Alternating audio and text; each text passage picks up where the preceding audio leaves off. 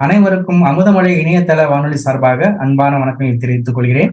இன்றைக்கு நாம் நம்மளுடைய ஸ்பெஷல் கெஸ்ட் மிஸ்ஸஸ் சோபா அவர்களை மலேசியாவில் சந்திக்க இருக்கிறோம்.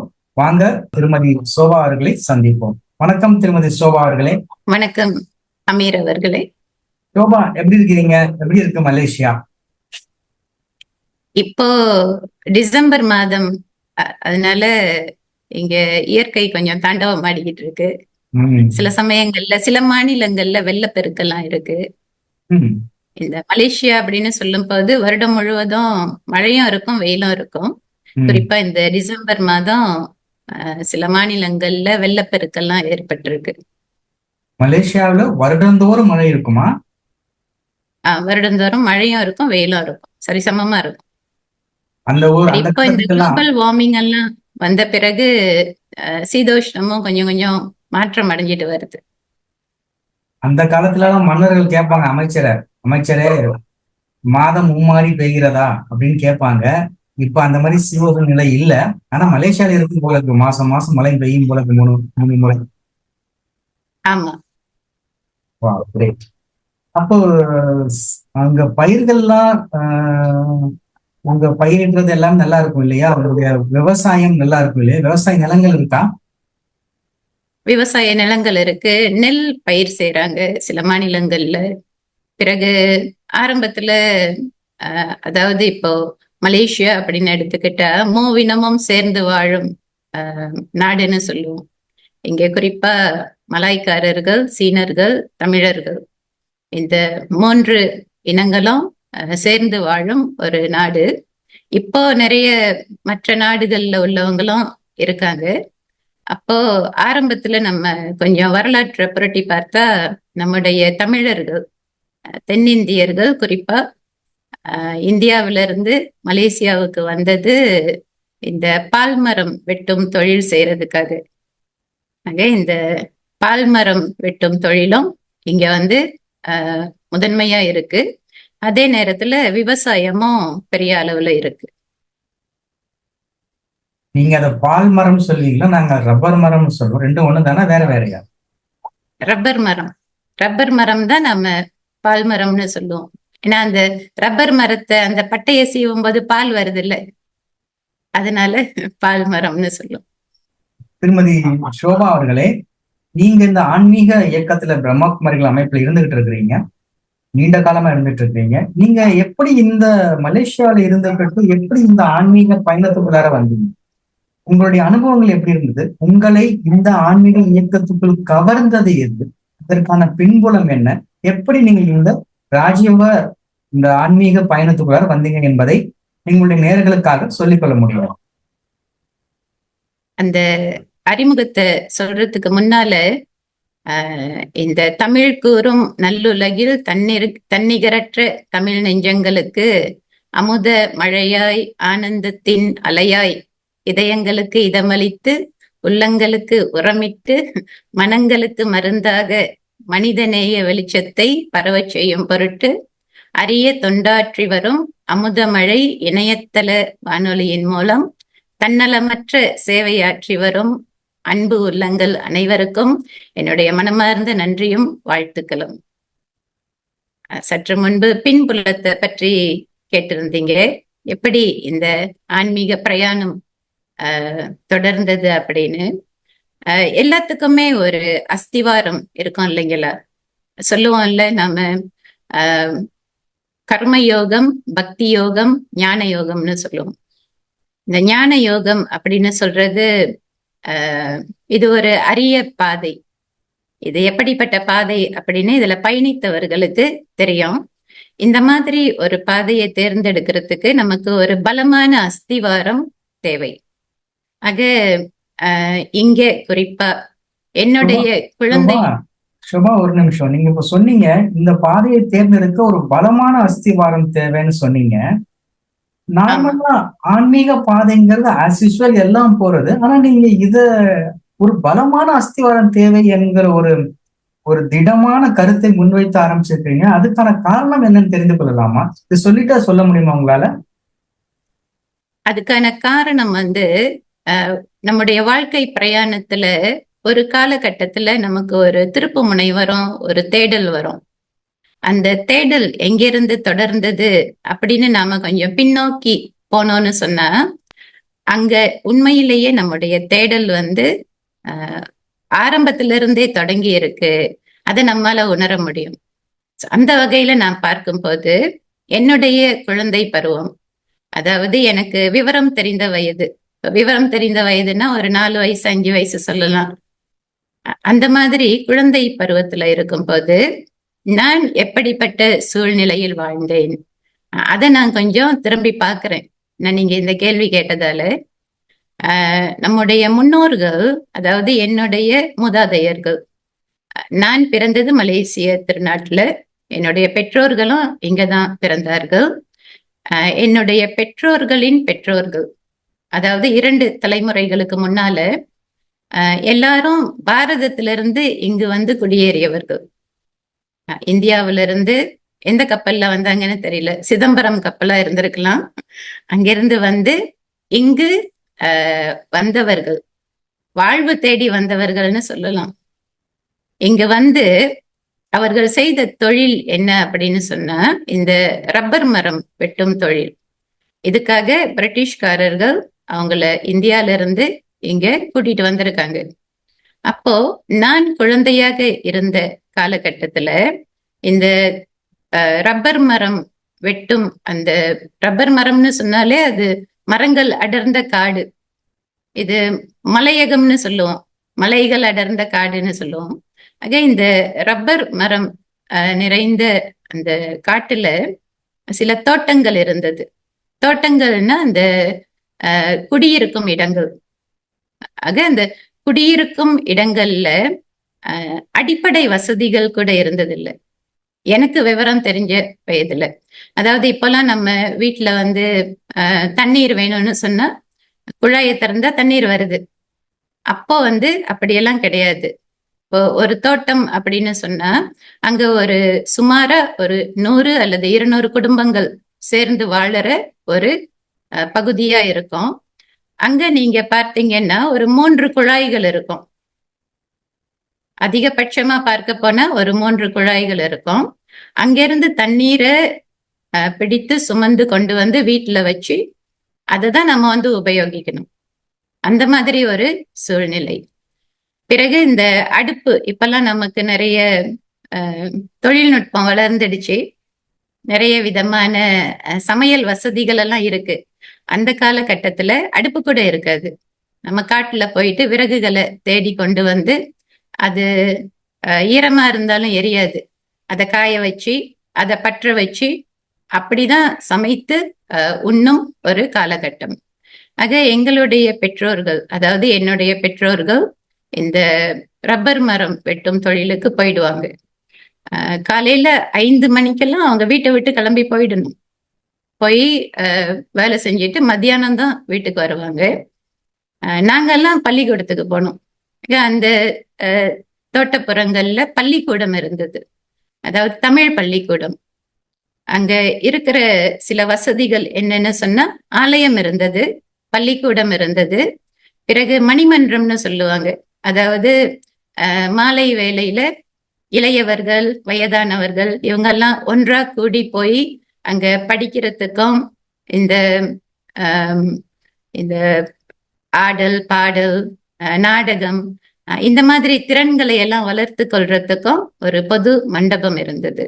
ஆக இந்த வசதிகளோட எங்களுடைய வாழ்க்கை தொடங்கியதால குறிப்பா என்னுடைய பெற்றோர்கள் வந்து நாங்க நல்லா கல்வி கற்கணும், அதுல வந்து நிறைய அக்கறை கொண்டிருந்தாங்க. அவங்க சரியா படிக்கல, அவங்கெல்லாம் பள்ளிக்கூடத்துக்கு போய் படிக்கிற அந்த வாய்ப்பு அவங்களுக்கு கிடைக்கல. அதனால அம்மா அப்பா 2 பேரும், என்னோட உடன் பிறந்தவர்கள் 2 சகோதரர்கள், நாங்க 3 பேரும் நல்லா படிக்கணும், படிச்சு பட்டதாரியா ஆகணும், அது அவர்களுடைய குறிக்கோளா இருந்தது. ஆக எங்களுடைய வாழ்க்கை முறையும், காலையில அவங்க 5 மணிக்கு எழுந்திரிச்சுவாங்க, நாங்க கண் வெளிச்சதும் காலையில அந்த சூழ்நிலை எப்படி இருக்கும்னு சொன்னா, அது இந்த மலை அடர்ந்த பகுதி, இந்த ரப்பர் மரங்கள் சூழ்ந்த பகுதியா இருக்கிறதுனால குளிரா இருக்கும். அந்த காற்று நல்ல தூய்மையான காற்றா இருக்கும். நாங்க எழுந்திருச்ச உடனேயே வீட்டுல வந்து பாடல் கேட்கும். என்ன பாடல்னு சொன்னா, இங்க இந்த வானொலி, அதாவது தமிழ் வானொலி, அவங்க வந்து காலையில 5 மணிக்கு அருள் இசைன்னு சொல்லிட்டு பக்தி பாடல்களை வந்து ஒளிபரப்புவாங்க. ஆக நாங்க கண் விழிச்சதும் முதல்ல காதுகள்ல வந்து பாயிறது அந்த பக்தி பாடல்கள், அதாவது ஆன்மீக பாடல்கள். பிறகு காலையில 5 மணிக்கே ஒவ்வொரு வீட்லயும் சமையல் எல்லாம் நடந்துட்டு இருக்கும். ஏன்னா குழந்தைகளுக்கும் சமைச்சு வைக்கணும், பெரியவர்களும் சமைச்சு அந்த உணவை எடுத்துக்கிட்டு அவங்க தொழிலுக்கு போகணும்.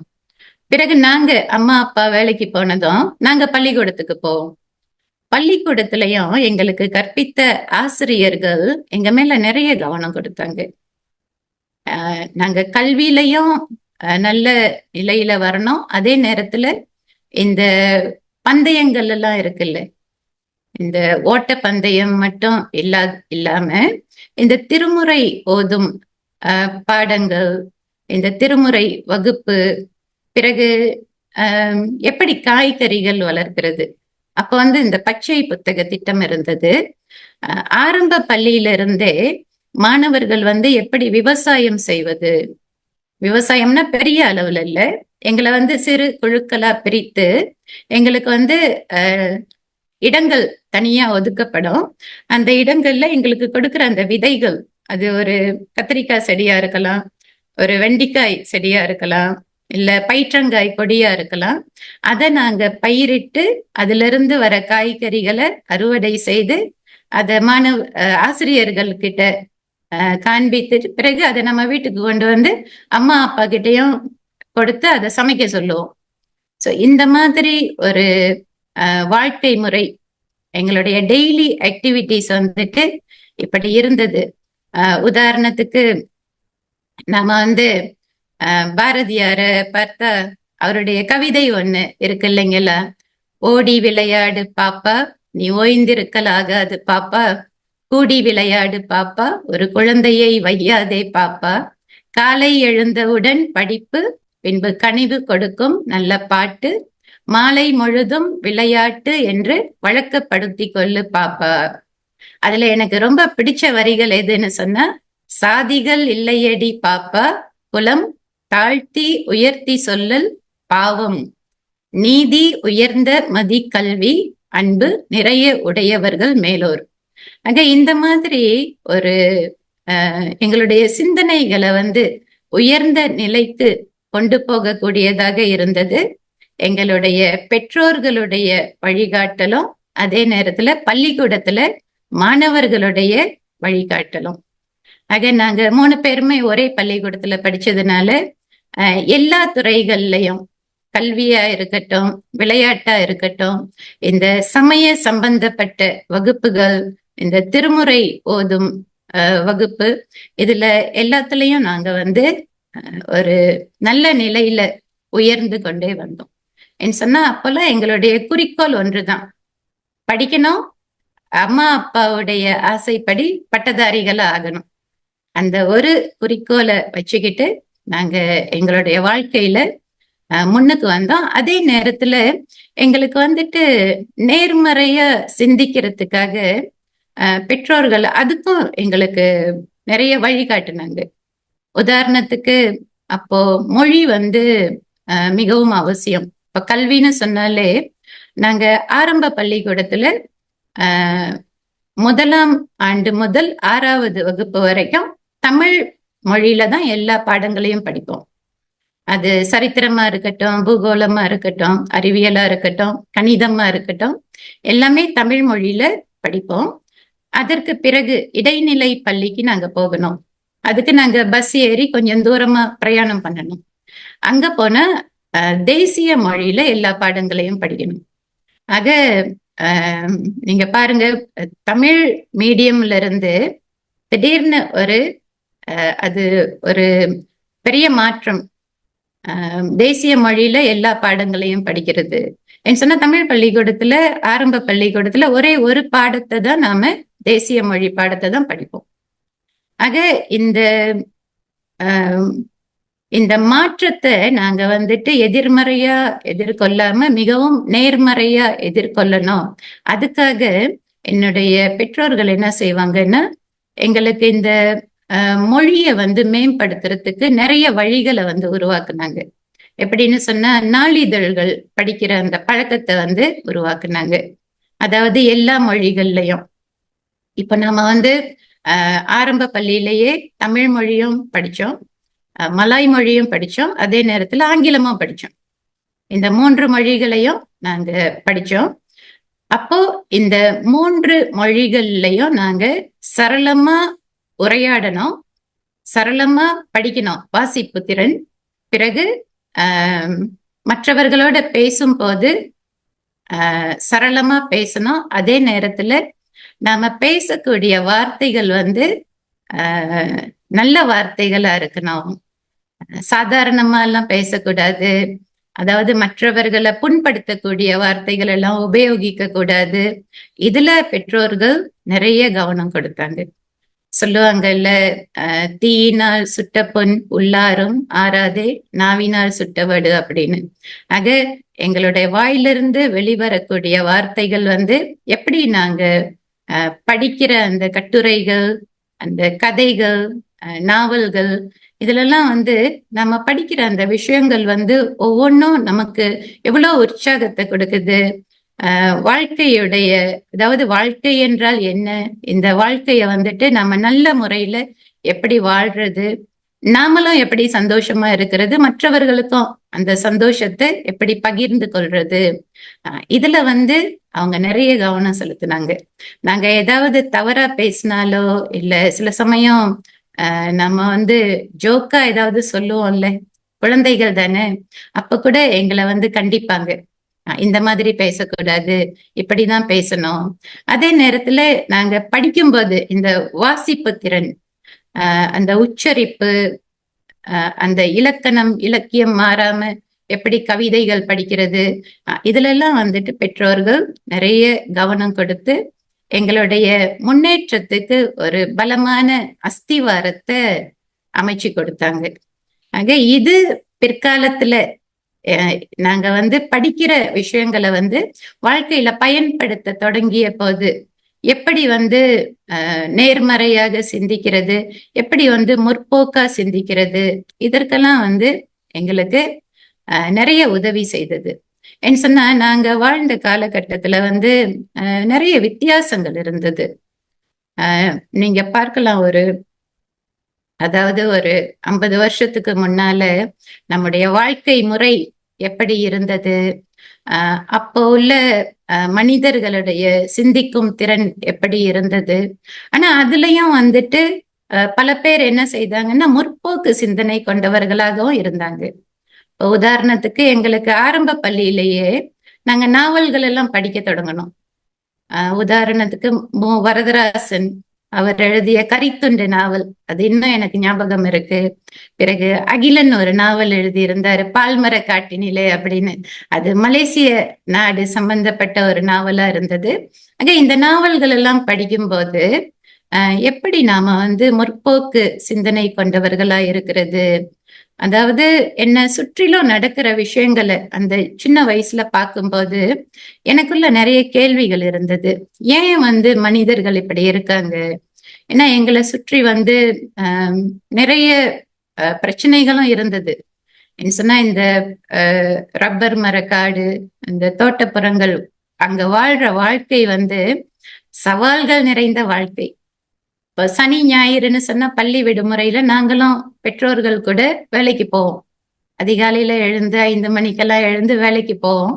அங்க போய் பார்த்தா அங்க வந்து எல்லா விதமான மிருகங்களும் இருக்கும். அந்த காட்டுல பல விதமான பாம்புகள் இருக்கும், பூரான்கள் இருக்கும், தேள்கள் இருக்கும், குரங்குகள் இருக்கும்.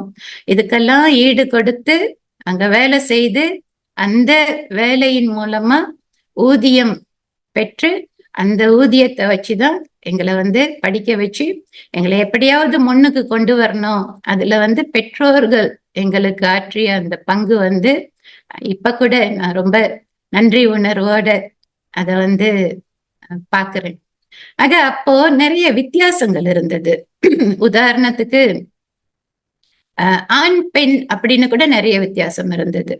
பெண் குழந்தைகள் இப்படிதான் இருக்கணும், பெண் குழந்தைகளுக்கு ஒரு லிமிட் இருக்கு, ஒரு எல்லைக்கு உட்பட்ட வாழ்க்கைக்குள்ளதான் அவங்க இருக்கணும். அந்த மாதிரி சிந்திக்கக்கூடியவர்களும் இருந்தாங்க. ஆக அப்போல்லாம் எனக்கு ரொம்ப பிடிச்சது, எனக்கு நிறைய பலத்தை கொடுத்தது பாரதியாரோட கவிதைகள்.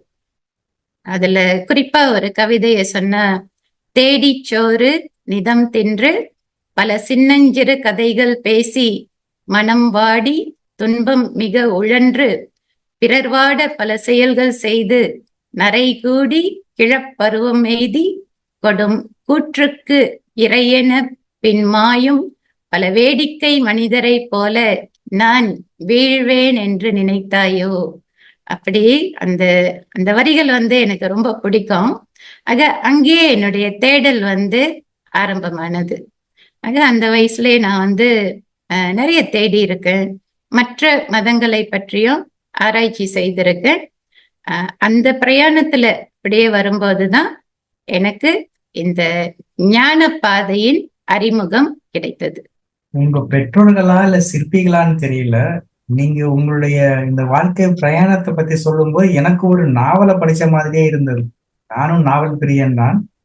அதனால எனக்கு நீங்க சொல்லும்போது அந்த ரப்பர் காடு, அந்த பருவநிலை, அந்த குளிர்காற்று, அது எல்லாமே உணரக்கூடியதாக இருந்தது. ஏன்னா அந்த படிச்ச ஞாபகத்தினால அது உணரக்கூடியதாக இருந்தது. நாங்க எங்க ஊர்ல தோட்டம்னா அது மரம் செடி கொடிகள் இருக்கிறது தான் நாங்க சொல்லிக்கிறோம். நீங்க வீடு பகுதி, மனிதர்கள் வசிக்கும் பகுதியே தோட்டம் என்று சொல்றீங்க அந்த மலையகத்துல, இல்லையா? நாங்க அப்படி சொல்ல மாட்டோம். இங்க தோட்டம் என்றால் இங்க எங்களை பொறுத்த வரைக்கும் அதுதான் அது மரச்செடிகளுடைய வீடு தோட்டம். எங்களுக்கு ரொம்ப நல்லாவும் ரொம்ப பெருமையாவும் இருக்கும் நீங்க சொல்லும் போது. உங்க பெற்றோர்கள் மட்டும்தான் இப்படியா, இல்ல அங்க இருந்து எல்லாருமே இப்படி இருந்தாங்களா? அங்க இருந்த பெரும்பாலான பெற்றோர்கள் இப்படி இருந்தாங்க. இப்போ குறிப்பா என்னுடைய அப்பாவை எடுத்துக்கிட்டா, அவர் சில முக்கிய பதவிகள் எல்லாம் இருந்தாரு அந்த காலகட்டத்துல. உதாரணத்துக்கு அந்த மணிமன்றம்னு இருந்ததுன்னு சொன்னேன். அதை வழி நடத்துறதுல அவருக்கு ஒரு பொறுப்பு இருந்தது. அவர் எதுக்கு முக்கியத்துவம் கொடுத்தாருன்னு சொன்னா, இளைஞர்கள் வழி தவறி போகக்கூடாது. இப்போ இந்த தோட்டப்புறங்களை உருவாக்குனது பிரிட்டிஷ்காரர்கள். ஆக அப்போ அந்த தோட்டப்புறங்கள்ல அவங்க என்ன வசதிகள் செய்து கொடுத்தார்களோ அதே நேரத்துல இந்த கள்ளுக்கடைகள், இந்த மதுபானங்கள் இதுவும் இருந்தது அங்கு. ஆக சிலர் இந்த போதைக்கு அடிமையாக ஆவது அல்லது புகைப்பிடிக்கும் பழக்கத்துக்கு அடிமையாகிறது, அந்த மாதிரியும் இருந்தது. ஆக என்னுடைய அப்பா இந்த இளைஞர்களை எல்லாம் அங்க ஒன்று கூட்டி அவங்க தவறான வழியில போகக்கூடாது, அதாவது குறிப்பா இந்த சிகரெட் புகைப்பிடிக்க கூடாது, மதுபானம் அருந்தக்கூடாது, ஏதாவது ஒரு நல்ல திறனை அவங்க வளர்த்து கொள்ளணும். இப்ப நம்ம சொல்லுவோம்ல இந்த இயல் இசை நாடகம் அப்படின்னு. ஆக அங்க ஒரு இசைக்குழுவை கூட உருவாக்குனாரு. அதாவது இந்த இளைஞர்களுடைய திறன் அப்படியே இலைமறை காயா இருக்கக்கூடாது, அவர்களும் முன்னுக்கு வரணும், அவர்களுடைய திறன்களை வெளியில கொண்டு வரணும். ஆக இந்த பாடல் திறன் கொண்டவர்கள், ஆடல் திறன் கொண்டவர்கள், இந்த மேடை நாடகங்கள் நடத்துறவங்க, இந்த மாதிரி திறன்களை அவர் வளர்த்து விட்டாரு. அதையெல்லாம் பார்த்து நாங்க வளர்ந்ததால பிறகு இடைநிலை பள்ளிக்கு போகும்போது பாருங்க, தமிழ் பள்ளிக்கூடத்துல எல்லாமே நம்முடைய கலாச்சாரமாக இருந்தது, அதாவது பெரும்பாலும் இந்திய கலாச்சாரம். அதே நாங்க இடைநிலை பள்ளிக்கு போகும்போது 3 கலாச்சாரங்களும் ஒன்றா சேரக்கூடிய ஒரு புதிய அனுபவம் எங்களுக்கு. ஆக அங்க எப்படின்னு சொன்னா, இந்த தமிழ் சொசைட்டின்னு சொல்லுவோம், அதாவது ஆங்கில சொசைட்டி, பிறகு தமிழ் சொசைட்டி அப்படின்னு மொழிகள் அடிப்படையில அங்கேயும் எங்களுடைய திறன்களை வளர்த்து கொள்றதுக்கு நிறைய சந்தர்ப்பங்கள் எங்களுக்கு கிடைச்சது. ஆக பெற்றோர்களின் வழிகாட்டல் இருந்ததால நாங்க இடைநிலை பள்ளிக்கு போகும்போது அங்கேயும் நம்முடைய கலாச்சாரத்தை தொடர்ந்து வழி நடத்துறதுக்கும் அதை மேம்படுத்துறதுக்கும் நாங்க நிறைய சேவைகள் வந்து செய்திருக்கோம். அதாவது படிப்பை தவிர்த்து இந்த மற்ற நடவடிக்கைகள் இருக்கு இல்லைங்களா, அதுல வந்து நாங்க நிறைய ஈடுபாடு கொண்டவர்களா வளர்ந்திருக்கோம். ஆக பிற்காலத்துல வந்து இந்த ஞானம், அதாவது இந்த பிரம்மகுமாரிகளுடைய ஞானம் எனக்கு கிடைத்த போது என்னால கொஞ்சம் திரும்பி பார்க்க முடிந்தது. எப்படி இப்படிப்பட்ட ஒரு உயர்ந்த பாதைக்கு என்னால வர முடிஞ்சது. இதுக்கெல்லாம் காரணம் அந்த பலமாக அமைத்து வைக்கப்பட்ட அஸ்திவாரம், அந்த உணர்வு வந்து அப்ப வந்தது. அருமை. படிக்காத பால்மர காட்டிற்கு வேலைக்கு போன உங்க பெற்றோர்கள் படிக்க வச்சு நீங்க என்ன பட்டம் பெற்றீங்க? உங்க சகோதர சகோதரிகள் என்ன என்ன இதுல பட்டம் பெற்றாங்க? நாங்க ஆரம்ப பள்ளிக்கூடத்துக்கு பிறகு இடைநிலை பள்ளிக்கு போனோம். இடைநிலை பள்ளி முடிந்து இந்த பிளஸ் டூன்னு சொல்லுவாங்க, இந்தியால வந்து பிளஸ் டூன்னு சொல்லுவாங்க. என்னுடைய 2 சகோதரர்களும் பிளஸ் டூ படிக்காமலேயே பல்கலைக்கழகத்துக்கு போயிட்டாங்க. பல்கலைக்கழகத்துக்கு போய் அந்த டிகிரி செய்ய தொடங்கிட்டாங்க. அந்த சூழ்நிலையில எனக்கு வந்து இந்த இடைநிலை பள்ளி படிப்பை முடித்த அந்த வருடத்திலேயே ஆசிரியர் தொழில் கிடைத்தது. அதுல குறிப்பிடத்தக்க ஒரு விஷயம் என்னன்னு சொன்னா, நான் படித்த பள்ளிக்கூடம், அதாவது நான் இந்த 6th ஸ்டாண்டர்ட்னு சொல்லுவாங்கல்ல, 6ஆம் ஆண்டு, நான் 6ஆம் ஆண்டு படித்து முடித்த அந்த பள்ளிக்கூடத்துக்கு அருகிலேயே இருக்கிற இன்னொரு பள்ளிக்கூடத்துக்கு நான் ஆசிரியரா வேலைக்கு போனேன். அப்ப எனக்கு 6ஆம் ஆண்டு கற்பித்த ஆசிரியர்களும் அந்த பள்ளிக்கூடத்துல ஆசிரியர்களா பணியாற்றினாங்க. அப்ப முதல் நாள் நான் ஆசிரியர் தொழில் செய்யறதுக்காக அந்த பள்ளிக்கூடத்துக்கு போனப்ப என்னுடைய ஆசிரியர்கள் எல்லாம் வந்து ரொம்ப சந்தோஷப்பட்டாங்க. அந்த அசம்பிளி இருக்கும்ல, மாணவர்கள் எல்லாம் ஒன்று கூடுற இடம், அங்க என்ன அழைச்சிட்டு போய் அங்க ஒரு ஆசிரியர் வந்து அறிமுகப்படுத்தி வச்சாரு. இவங்க வந்து என்னுடைய மாணவி இப்போ நான் படிச்சு கொடுக்கிற இந்த பள்ளிக்கூடத்துல ஆசிரியையா வந்திருக்கிறது எனக்கு ரொம்ப பெருமையா இருக்கு அப்படின்னு அறிமுகம் செய்து வச்சாரு. ஆனா ஒரு 3 ஆண்டுகள் தான் நான் ஆசிரியை தொழில் செய்தேன். அதன் பிறகு நான் என்னுடைய தொழிலை வந்து என்னால அதை கண்டினியூ பண்ண முடியல. என்ன சொன்னா, எனக்கு ஒரு லட்சியம் இருந்தது. அதாவது அந்த தோட்டப்புற சூழ்நிலையிலிருந்து நாம வெளியில போகணும், வெளியில போய் வெளி உலகத்தையும் பார்க்கணும், வாழ்க்கையில ஒரு நல்ல நிலையை அடையணும், முன்னேற்றம் அடையணும். அந்த குறிக்கோளோட அந்த தோட்டப்புற சூழ்நிலையிலிருந்து வெளியில வந்து பட்டணத்துக்கு போய் நான் வேற கல்வியெல்லாம் கற்று ஒரு பெரிய நிறுவனத்துல, அதாவது அனைத்துலக நிறுவனத்துல ஒரு பணியில அமர்ந்தேன். அதே நேரத்துல நாங்க 3 பேருமே என்னுடைய பெற்றோர்களின் ஆசைப்படி நாங்க 3 பேருமே பட்டதாரிகளானோம். இளநிலை பட்டம் மட்டும் அல்ல, முதுகலை பட்டத்தையும் நாங்க 3 பேரும் பெற்றோம். அருமை, பிரமாதம், ரொம்ப நல்லா இருந்தது. கேட்கறதுக்கே நாவல் எழுதின போலதான் இருந்தது.